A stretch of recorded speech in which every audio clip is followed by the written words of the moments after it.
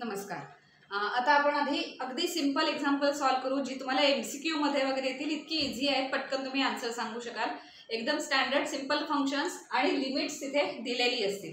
जेव्हा standard function single function आहे तेव्हा तुम्हाला ग्राफ वगैरे काढत बसायची पण गरज नाही. जर लिमिट्स दिली असतील तर काय लगेच लक्षात येईल की हे फंक्शन इंटिग्रेशनमध्ये लिहायचं आणि त्याची लिमिट्स लिहायची की लगेच 2 मिनिटात तुम्हाला त्याचा आन्सर मिळणार आहे. सो अशा टाईपची जनरली MCQ मध्ये येतात. याला आता ग्राफ काढायची आपल्याला गरज नाही कारण सिंगल फंक्शन आहे आणि लिमिट्स अवेलेबल आहे. 2 फंक्शनचं कॉम्बिनेशन असेल तर तो बाउंडेड रिजन कोणता आहे तो शोधायला लागतो आपल्याला, म्हणून तिथे ग्राफ काढणं इम्पॉर्टंट किंवा आवश्यकच असतं तिथे ग्राफ काढणं. So here y is equal to integration area is equal to integration of आता लिमिट्स काय आहेत x इन बिटवीन 0 to π/2 म्हणजे लिमिट जरी 0 to π/2 y dx हा त्याचा एरिया असणार आहे गिवन फंक्शनचा, which is equal to integration 0 to π/2 sin x dx. sin x integration माहिती आहे आपल्याला काय मायनस कॉस एक्स आणि लिमिट्स घालायची 0 to π/2. मायनस साइन बाहेर घेऊया, कॉसची लिमिट्स घालूया cos π/2 minus cos 0 which is equal to minus cos π/2 is 0 आहे आणि cos 0 is 1. So minus 1. So minus minus plus, जरी प्लस हे झालं नसतं आणि -1 जरी राहिलं असतं आन्सर तरी शेवटी मॉड आपण घेणार कारण area is equal to mod असणार आहे. ते पॉझिटिव्हच येणार नंबर, तो कुठल्याही क्वाड्रंटमध्ये असला तरी एरिया पॉझिटिव्ह असतो.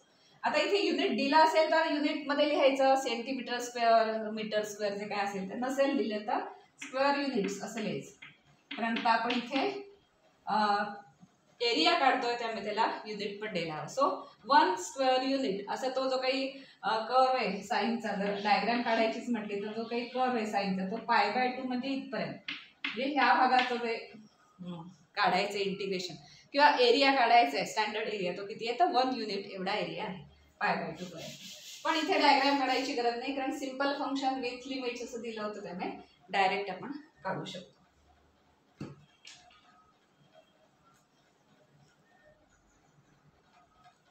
Next function is y is equal to 2x - 9 आणि लिमिट्स दिली आहेत 0 less than or equal to x less than or equal to 4 म्हणजे 0 to 4 ही लिमिट्स असणार आहेत.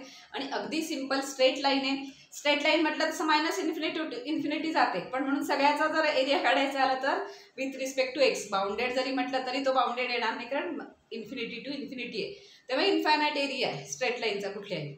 पण तो नाही काढत आपण, स्ट्रेट लाईनचं नेहमी लिमिट्स घेतो आणि तेवढ्या रिजन पुरता काय जो एरिया असेल तो फाइंड आउट करायचा आहे. तुम्हाला डायग्राम काढायची असेल तर तुम्ही काढू शकता, सिंपल आहे. पण इथे काढायची गरज नाही कारण जी काही स्ट्रेट लाईन आहे, आता स्ट्रेट लाईन काढण्यासाठी इथे कशा टाईपची मला माहिती नाही, मी काढलेली नाही आहे ती स्टँडर्ड. पण इथे जर तुम्ही x आणि y चे पॉईंट्स प्लॉट करून स्ट्रेट लाईन काढली तर ती जी काही स्ट्रेट लाईन येईल त्यातल्या 2 to 4 म्हणजेच काय हा 2 हा पॉईंट आणि हा 4 हा पॉईंट याने बाउंड झालेला जो काही एरिया असेल तो आपल्याला कॅल्क्युलेट करायचा. इथे याची गरज नाही आहे कारण म्हटलं तसं MCQला येणारे टाईपचे प्रॉब्लेम्स आहेत ते. So area is equal to काय असणार इंटिग्रेशन लिमिट्स लिहायला लागतील 0 to 4 y dx which is equal to integration 0 to 4 y means 2x - 9 dx. आता याचं इंटिग्रेशन आपण फाइंड आउट करूया. सो आता सेपरेट करायला लागेल, 2x काढायला लागेल 9चं काढायला लागेल आणि त्याची लिमिट्स. आता ती सिंपल आहे कारण लिनियर फंक्शन्स आहेत त्यामुळे काढू शकतो आपण पटकन. सो 2xचं इंटिग्रेशन काय येणार 2 राहिला कॉन्स्टंट आणि xचं इंटिग्रेशन x²/2 लिमिट्स आहेत 0 to 4. त्याच्यानंतर मायनस हे 9 कॉन्स्टंट म्हणून बाहेर आले तरी इंटिग्रेशन काय येणार त्याचं x आणि लिमिट्स 0 to 4. आता लिमिट्स वगैरे घालूया, हे 2 कॅन्सलच होतील इथे म्हणजे फक्त x² राहिलं, ही लिमिट्स जाती तर 0 जेव्हा घालू तेव्हा दोन्ही ठिकाणी 0 येईल. So which is equal to x² म्हणजे 4² - 0 हे झालं मायनस हे 9 कॉमन ब्रॅकेटमध्ये x मीन्स 4 आणि मायनस हे 0. फायनल किती आलं तर हे 16 आलं मायनस 36 म्हणजे किती आलं आता बघा इथे तर हे 4 - 0 आहे ना, असं 4 × 9 36. आता हे 20 आलंय पण इथे आलंय -20. बट एरिया काय असतो तो कुठल्याही क्वाड्रंटमध्ये असू द्या त्याला पॉझिटिव्हच म्हणायचं कारण तो एरिया आहे. So area is equal to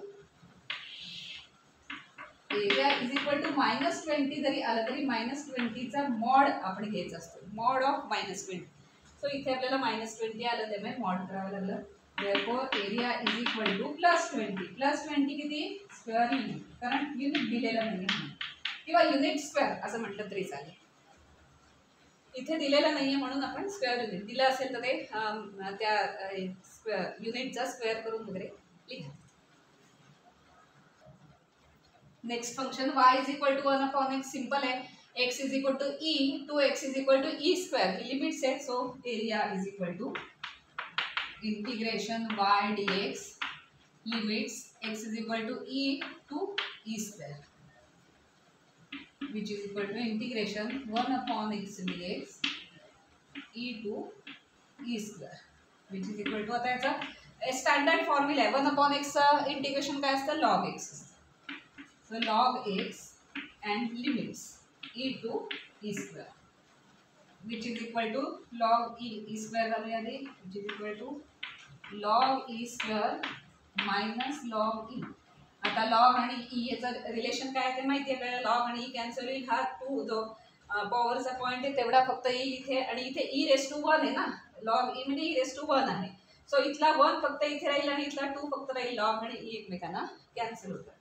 so which is equal to 2 - 1 which is equal to 1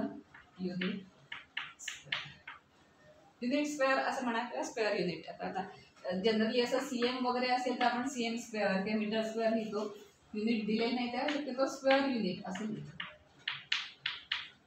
so finally याचा एरिया किती आला bounded with x axis 1 square unit.